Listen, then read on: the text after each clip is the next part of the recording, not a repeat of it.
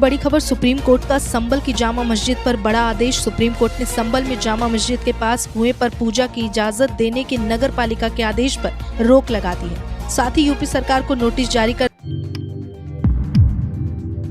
अस्सलाम वालेकुम, आदाब दोस्तों, मैं हूं शम्स सईद और आप देख रहे हैं हर खबर आप तक। दोस्तों, संभल उत्तर प्रदेश के संभल में जो मस्जिद का मामला कोर्ट पहुंचा था, उसमें एक बड़ा आदेश सुप्रीम कोर्ट ने जारी किया है और कहा जाए तो एक तरह से मुसलमानों की एक बड़ी जीत भी कहा जा सकता है। दरअसल आपको बता दें कि संभल जामा मस्जिद के पास जो कुआं है उसको लेकर नगर पालिका से इजाज़त मांगी गई थी उसकी पूजा करने के लेकर, और नगर पालिका ने इजाज़त भी दे दी थी। उसके खिलाफ जो मुस्लिम मस्जिद कमेटी है वो सुप्रीम कोर्ट पहुंची थी और उसको लेकर सुप्रीम कोर्ट ने एक बड़ा आदेश जारी किया है और उस जो नगर पालिका का जो हुक्मनामा जारी हुआ था उस पर रोक लगा दी है। अब आपको ये पूरी खबर बता देते हैं। दरअसल जिस तरह से वहाँ पर माहौल को बनाने की कोशिश की जा रही है कि धीरे धीरे जिस तरह से उसमें पूजा की इजाज़त दे दी जाए और तमाम तर चीज़ें धीरे धीरे कर दी जाए, उसको लेकर एक बड़ा झटका जो हिंदू पक्ष के जो वकील हैं मंदिर पक्ष के उनको लगा है। इस लिखा है संभल में मस्जिद विवाद के बीच सुप्रीम कोर्ट का बड़ा आदेश, कुआं खोलने पर फिलहाल रोक। मस्जिद प्रबंधन का आरोप था कि सर्वे बिना किसी सूची के किया गया और ये कार्रवाई अवैध तरीके से जल्दबाजी में की गई थी। इस सर्वे के बाद 24 नवंबर को संभल में हिंसा भड़की थी, आपने देखा था।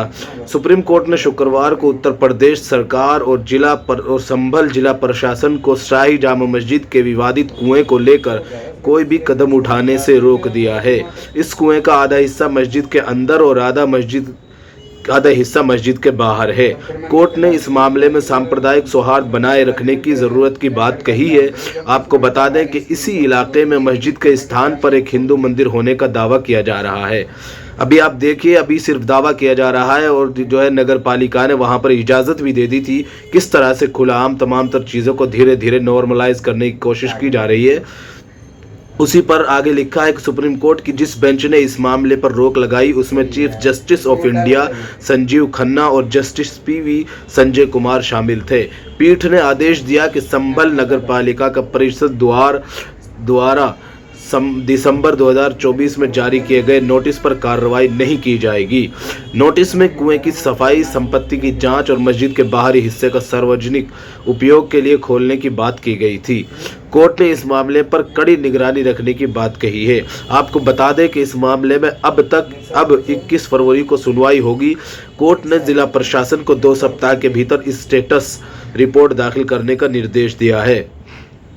इस मामले में शाही जामा मस्जिद के प्रबंधन समिति द्वारा एक याचिका दाखिल की गई थी। उनके द्वारा निचली अदालत के इस आदेश को चुनौती दी गई थी, जिसमें मस्जिद का सर्वे करने का आदेश दिया गया था। मस्जिद के प्रबंधन का आरोप था कि सर्वे बिना किसी सूचना के किया गया और यह कार्रवाई अवैध तरीके से और जल्दबाजी में की गई थी। इसी सर्वे के बाद 24 नवंबर 2024 को संभल में हिंसक झड़पें हुई थी, जिसमें 4 लोग मारे गए थे और कई लोग घायल हो गए थे। दरअसल आपको बता दें कि प्रशासन और मुसलमानों का बीच आपस में झड़प हुई थी और उस झड़प के दरमियान ये ऐसा आरोप लगाया गया था कि वहाँ पर 4 से 5 मुसलमानों की मौत हुई थी और उनका जिम्मेदार कौन था, किसने गोली चलाई, कहाँ से गोली चली, ये अभी तक इस बारे में कुछ पता नहीं चल पाया है।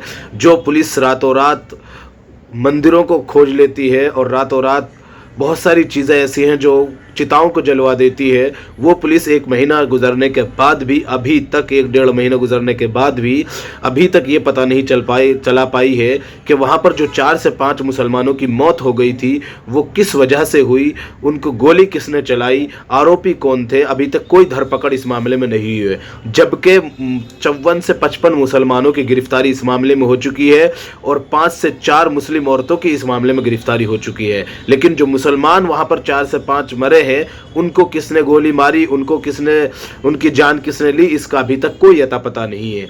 आगे इसमें लिखा है कि मस्जिद के वकील ने जो सुप्रीम कोर्ट में सुनवाई के दौरान वरिष्ठ अधिवक्ता हुजैफा अहमदी ने अदालत से अनुरोध किया है कि वह जिला प्रशासन को कुएं की जांच और उस पर की जाने वाली कार्रवाई पर रोक लगाए। उन्होंने कहा कि कुआं मस्जिद के अंदर और बाहर स्थित है, इसे बिना अदालत की अनुमति के सार्वजनिक उपयोग के लिए खोलना अनुचित होगा। उत्तर प्रदेश सरकार की ओर से अतिरिक्त सॉलिसिटर जनरल केएम नटराज ने इस दलील का विरोध किया। उसका कहना था कि ये एक सार्वजनिक कुआं है है और राज्य की संपत्ति है। अब स्थिति शांतिपूर्ण है स्थिति, लेकिन कुछ लोग इसमें समस्या पैदा करना चाहते हैं।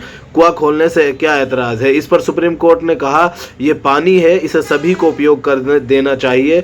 आप खुद कह रहे हैं कि इसका आधा हिस्सा मस्जिद के अंदर है और आधा बाहर है। यदि कोई व्यक्ति बाहर के हिस्से से पानी पीने का उपयोग करता है तो इससे कोई समस्या नहीं होनी चाहिए। अहमदी ने इसके जवाब में कहा कि यह कुआं पूरी तरह से ढका हुआ था और इसका उपयोग कभी नहीं किया गया।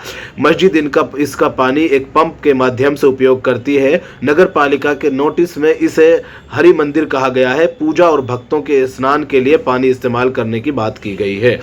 इस पर सुप्रीम कोर्ट ने उत्तर प्रदेश सरकार के फैसले को नकारते हुए कहा यह क्या है, इसे मत बढ़ाइए, ऐसा करना उचित नहीं है। कोर्ट ने सरकार को स्टेटस रिपोर्ट की मांग करते हुए आदेश दिया कि नगर पालिका परिषद का कुएं से संबंधित नोटिस प्रभावी नहीं होगा।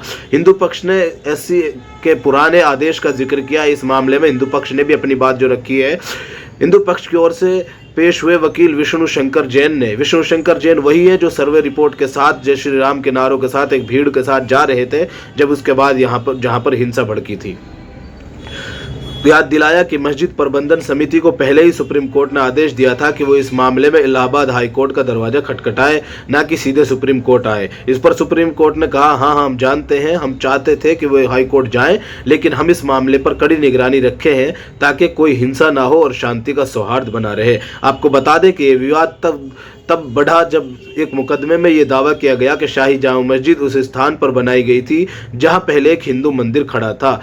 उसे हरिहर मंदिर के रूप में जाना जाता है। हिंदू पक्ष ने मंदिर में पूजा करने के लिए पहुंच की मांग की थी। इसके बाद स्थानीय अदालत ने मस्जिद का सर्वे कराने का आदेश दिया। सुप्रीम कोर्ट ने 29 नवंबर को सेशन कोर्ट को इस मामले में कोई भी कार्रवाई करने से रोक दिया। इसके अलावा मस्जिद प्रबंधन समिति को इलाहाबाद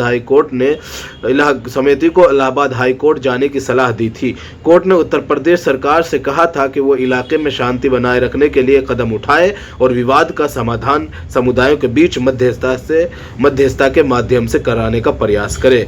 तो दोस्तों इस मामले में ये तमाम तर चीज़ें थी जो आज सुनवाई हुई थी। इसके ताल्लुक से वहाँ पर जो उस वज़ू खाना के ताल्लुक से जो ये बात आई थी कि उस पर रोक लगा दी है। इन्होंने पूजा करने की वहाँ पर मांग की थी, जो वज़ू खाने के लिए जो कुआं इस्तेमाल किया जाता है, उस पर सुप्रीम कोर्ट का बड़ा फैसला आया और मुस्लिम पक्ष की जो दलीलें थी उनको सुना गया है और उसी के तहत सुप्रीम कोर्ट ने जो CJI खन्ना साहब हैं, चीफ जस्टिस ऑफ इंडिया, उन्होंने इस पर रोक लगा दी है।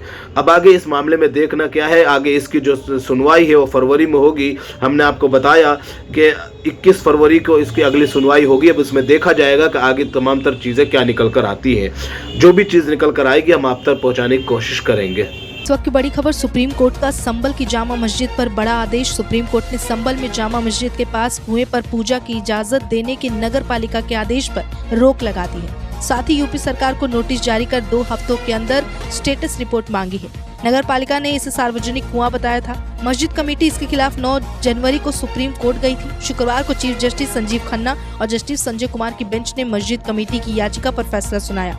मामले में अगली सुनवाई 21 फरवरी को होगी।